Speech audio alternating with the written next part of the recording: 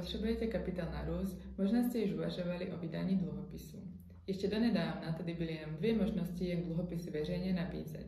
Malá emise do 1 milionu eur nebo velká emise s prospektem schvalovaným Českou národní bankou. Dlouho tedy chyběla střední cesta. To jsou dnes dluhopisy do 5 milionů eur. Jde o emisi dluhopisu bez nutnosti schválení Českou národní bankou. Firma tak může získat kapitál od investorů rychleji a s jednodušším procesem.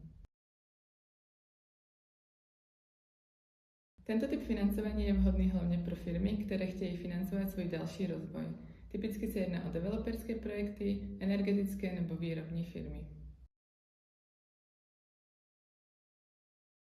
Nejprve s vámi nastavíme strukturu emise a připravíme právní dokumentaci, emisní podmínky, smluvní dokumentaci a celkovou strukturu dluhopisového programu.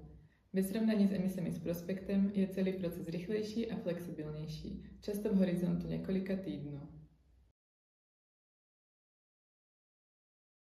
S Chejbalem Partners klienty provázíme celým procesem od začátku až do konce. Díky zkušenostem z kapitálového trhu nastavíme strukturu emise tak, aby byla právně bezpečná, splňovala vaše očekávání a zároveň byla zajímavá pro investory. Stačí se nám ozvat a domluvit si první nezávaznou konzultaci.